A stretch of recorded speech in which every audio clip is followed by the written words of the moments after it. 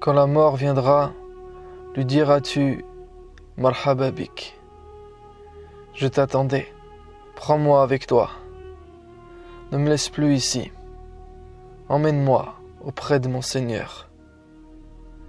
Pourras-tu l'attendre comme Aïssa l'a attendu, comme une bonne nouvelle, une délivrance de tout mal, une augmentation de tout bien, un repos.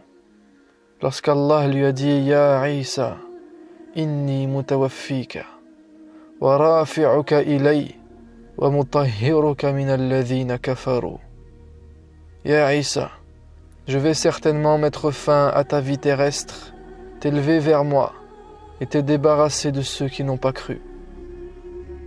Quand la mort viendra, auras-tu changé ton regard vis-à-vis d'elle? La verras-tu différemment?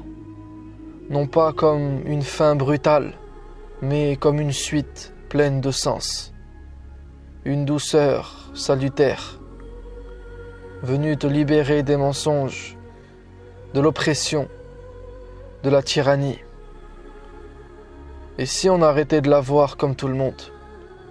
Si on la regardait avec l'œil de la foi, te dirais-tu que finalement la mort sauve la vie, qu'elle rend immortelle et qu'après tout, elle nous délivre même de la pensée de la mort? Qu'en penses-tu? Quand elle viendra te chercher, partiras-tu vers l'inconnu ou vers un monde que tu connais déjà, que tu retrouves? Ce sera un départ ou un retour? Tu seras seul à partir, mais est-ce pour demeurer dans la solitude et l'éloignement? Non. Dans la mort, il y a beaucoup plus de rencontres que de séparations. La vie nous éloigne davantage des êtres que ne le fait la mort. Quel devrait être l'état d'esprit de celui qui a accompli sa mission et qui rentre chez lui? وَيَنْقَلِبُ إِلَىٰ أَهْلِهِ مَسْرُورًا. Il retournera réjoui auprès de sa famille. Pourtant, la mort fait peur à la plupart d'entre nous. Est-ce ton cas? Beaucoup de personnes aimeraient même partir avant leurs proches pour ne pas hériter de leur absence. Et si on changeait de paradigme et qu'on se représentait la mort à l'aune de la vie éternelle qu'Allah nous a promis? À quoi servirait donc de la fuir? قُلْ إِنَّ الْمَوْتَ الَّذِي تَفِرُّونَ مِنْهُ فَإِنَّهُ مُلَاقِيكُمْ ثُمَّ تُرَدُّونَ إِلَى عَالِمِ الْغَيْبِ وَالشَّهَادَةِ. La mort que vous fuyez va certes vous rencontrer. Ensuite, vous serez ramenés à celui qui connaît parfaitement le monde invisible et le monde visible. Et s'il ne faut pas la fuir, pourquoi donc en avoir peur? En avoir peur, c'est vivre dans le déni de la réalité. La mort est une promesse. Tu y passeras tôt ou tard. C'est la loi. Et puisqu'elle est inévitable, accepte-la. Lâche prise. Inutile de résister au décret divin. Ne pas en avoir peur n'incite pas à tenter à sa vie. C'est plutôt le contraire. C'est la peur qui pousse à la mort. Penser à la fin est un état d'âme qui nous élève. Après tout, c'est elle qui nous donne une existence. Elle nous aide à vivre pleinement dans ce monde et au-delà, là où la vie dépasse l'entendement, là où on vit vraiment, à 100%, sans faux semblant. N'est-ce pas? Est-ce que ton enfance est vraiment morte? Ta jeunesse est-elle vraiment morte? Ces étapes que tu as franchies sont présentes. Elles sont en toi. Elles font de toi ce que tu es aujourd'hui. Et quand tu partiras, la vie sera toujours en toi. Tu l'auras juste dépassée. Et si la mort n'était qu'un mot? Alors c'est sûr, on ne souhaite pas la mort pour autant, mais on ne doit pas la craindre non plus. On ne doit craindre ni la mort, ni de mourir. On a juste peur de la souffrance. Mais la souffrance est celle de l'âme quand elle est éloignée de son Seigneur, quand elle dément la vérité et qu'elle vit dans l'illusion. Donc que doit craindre celle qui est apaisée par la proximité de celui qui s'est surnommé El-Wadoud, El-Barr, El-Raouf, qui s'est caractérisé par l'excellence de l'amour, de la bienveillance, de la douceur, celui qui s'est revendiqué comme étant Bil Mu'minina Rahima, tout miséricordieux avec les croyants. La mort est juste le plus grand saut à l'élastique, un élastique invisible, tenu par celui qui est digne d'une confiance aveugle et absolue. Donc avance avec une espérance ferme et prépare-toi avec bravoure. Celui qui craint la mort n'est capable de rien de grand. Et tu as des combats à mener, et ceux qui méritent le plus la vie sont ceux qui, pour elle, risquent la mort. Tu n'existes que dans la lutte et l'engagement. Ce sont les défis que tu auras relevés, face auxquels tu ne te seras pas défilé, qui te rendront fort lorsque la mort viendra. Avant le jour de sa mort, personne ne sait vraiment son courage. Comment te sentiras-tu lorsque commencera ton agonie, lorsque tu regarderas ton corps pour la dernière fois? Le laisseras-tu s'endormir pour l'éternité sans t'en inquiéter? Ou auras-tu cette vision matérialiste qui te fait songer à ton corps lorsqu'il va pourrir? Wallahi, lorsque tu verras ton corps ne devenir qu'un objet, tu comprendras que tu viens de sortir de la matrice. Et pourquoi ne pas en être conscient dès maintenant? Car on ne commence à vivre qu'une fois avoir pris conscience du sens de la mort.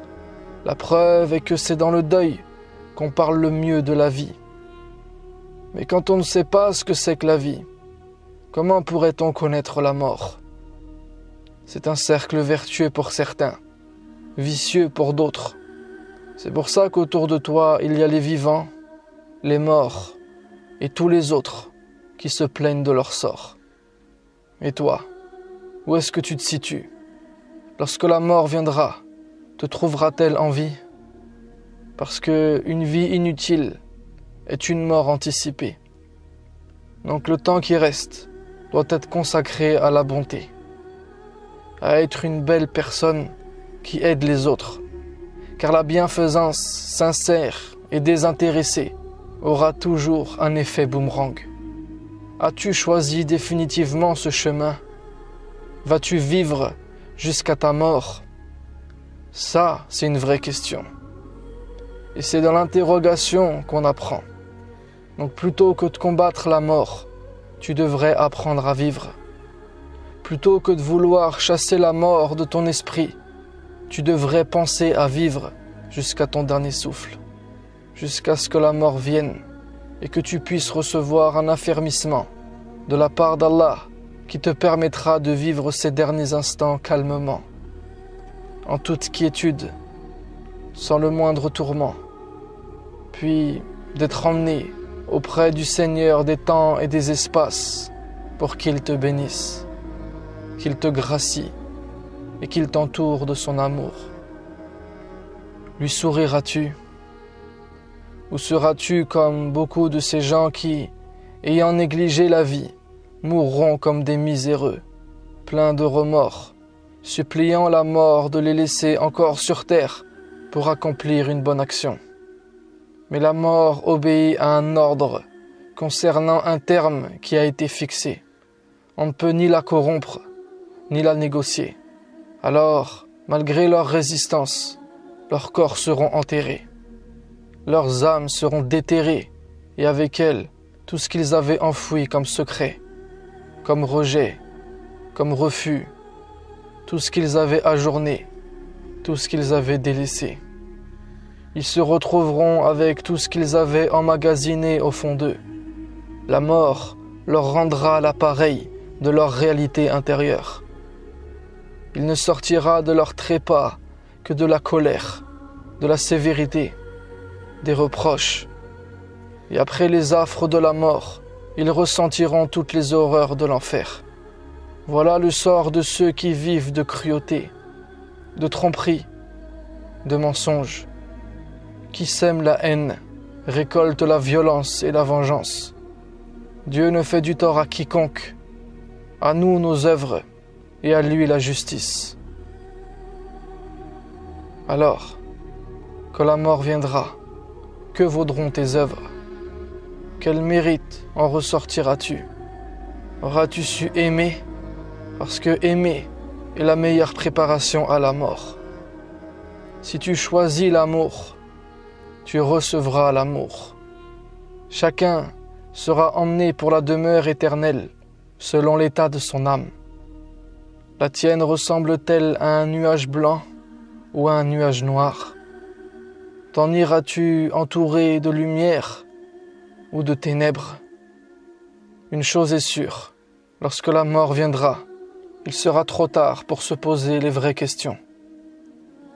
C'est soit une vie en quête de sens et de vérité, soit une mort dans les supplices et l'amertume des regrets.